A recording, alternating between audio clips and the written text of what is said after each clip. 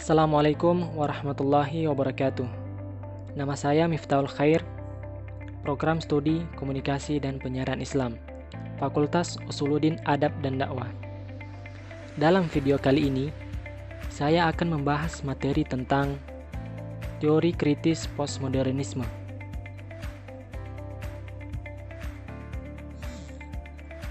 Nah, sebelum kita masuk pada pembahasan yang lebih mendalam, terlebih dahulu kita harus tahu apa itu postmodernisme.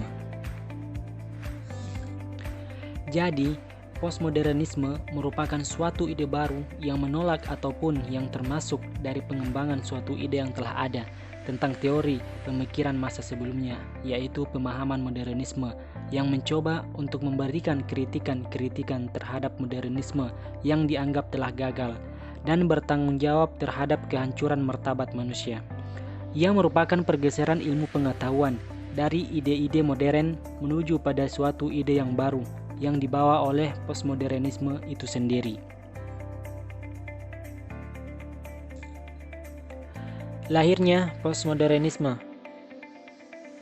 Munculnya postmodernisme tidak dapat dilepaskan dari modernisme itu sendiri. Kata modernisme mengandung makna serba maju, gemerlap, dan progresif. Modernisme selalu menjanjikan pada kita untuk membawa pada perubahan ke dunia yang lebih mapan, di mana semua kebutuhan akan dapat terpenuhi.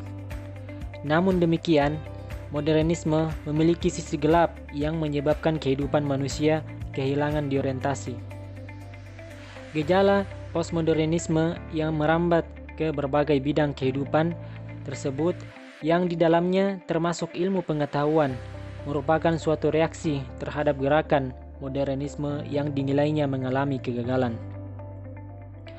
Modernisme yang berkembang dengan ditandai oleh adanya rasionalisme, materialisme, dan kapitalisme yang didukung dengan perkembangan teknologi serta sains menimbulkan disorientasi moral keagamaan dengan runtuhnya martabat manusia.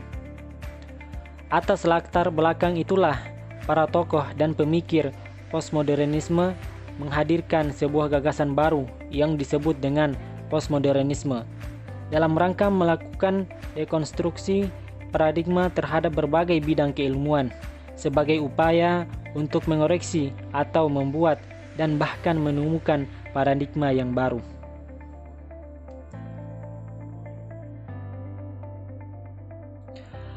Tokoh-tokoh postmodernisme. Yang pertama, Jean-François Lyotard. Yang kedua, Michel Foucault. Yang ketiga, Jacques Derrida. Yang keempat, Jean Baudrillard. Yang kelima, Friedrich Jameson. Ciri-ciri pemikiran postmodernisme. Yang pertama, dekonstruktivisme, yaitu upaya mempertanyakan ulang teori-teori yang sudah mapan yang telah dibangun oleh pola pikir modernisme untuk kemudian dicari dan disusun teori yang lebih tepat dalam memahami kenyataan masyarakat saat ini, meliputi keberagaman dan juga realitas alam. Yang kedua, relativisme, yang artinya pemikiran postmodernisme dalam hal realitas budaya, yaitu nilai-nilai, kepercayaan, dan lainnya tergambar dalam teori-teori yang dikembangkan oleh disiplin ilmu antropologi. Yang ketiga, pluralisme, yakni mentoleransi adanya keberagaman pemikiran, peradaban, agama, dan budaya, sehingga menciptakan suatu adanya heterogen, bermacam-macam bukan homogen. Keanekaragaman ini harus ditoleransi antara satu dengan yang lainnya, bukan saling menjatuhkan, apalagi sampai terjadinya suatu konflik tertentu.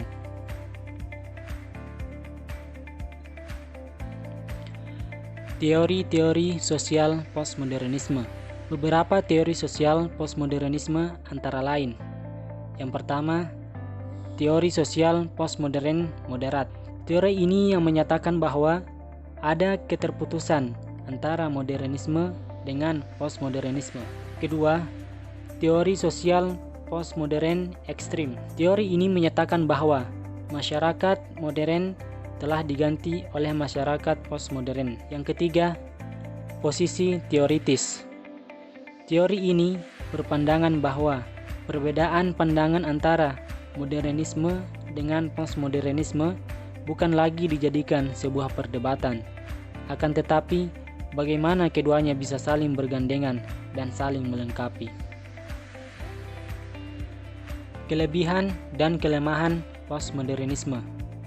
Yang pertama, kelebihan. Kelebihan postmodernisme antara lain bahwa perspektif postmodernisme dapat membuat kita peka terhadap kemungkinan bahwa wacana besar positif, prinsip-prinsip etika positif dapat diputar dan dipakai untuk menindak manusia. Martabat manusia harus dijunjung tinggi. Selain itu, postmodernisme ikut membuat kita sadar, sebuah kesadaran bahwa semua cerita besar perlu dicurigai. Yang kedua, kelemahan. Adapun kelemahannya, yang pertama, postmodernisme yang sangat semangat mempromosikan narasi-narasi kecil ternyata buta terhadap kenyataan bahwa banyak juga narasi kecil yang mengandung banyak kebusukan.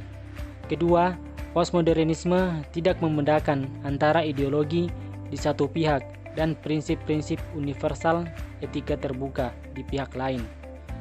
Dan yang ketiga, postmodernisme menuntut untuk menyingkirkan cerita-cerita besar demi cerita kecil atau lokal. Kritik postmodernisme terhadap ideologi ilmu modern. Di tengah pemikiran dan ide postmodernisme yang carut-marut, minimal dapat dikemukakan sejumlah kritik ideologis yang diajukan oleh pemikir postmodernis atas gerakan modernisme yang mencakup hal-hal sebagai berikut. Yang pertama, penafian atas keuniversalan suatu pemikiran. Kedua, penekanan adanya pergolakan pada identitas personal maupun sosial secara terus-menerus yang tiada henti. Ketiga, semua jenis ideologi harus dikritisi dan ditolak.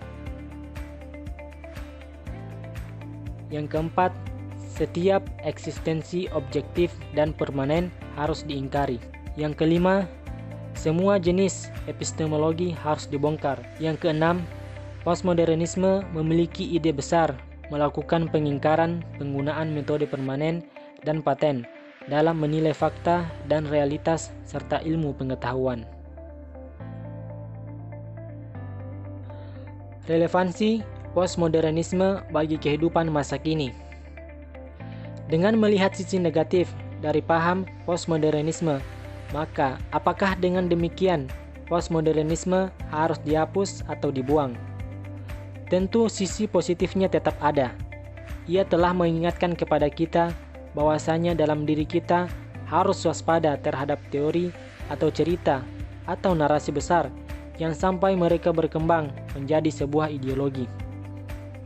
Selain itu, yang perlu kita kembangkan dan kita tegakkan dari paham postmodernisme adalah sikap saling menghargai manusia sebagai individu dengan segala keunikan dan keberagamannya yang meliputi kelemahan dan kelebihan adalah suatu nilai lebih dan unik. Hal itu membedakan kepada yang lainnya. Bukan kita untuk mempermasalahkan keberagaman itu, tetapi bagaimana hal itu bisa menjadi suatu kegembiraan dan kehangatan terhadap apa yang kita miliki.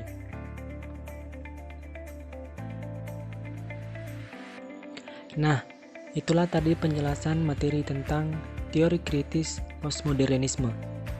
Cukup sekian dan terima kasih. Wassalamualaikum warahmatullahi wabarakatuh.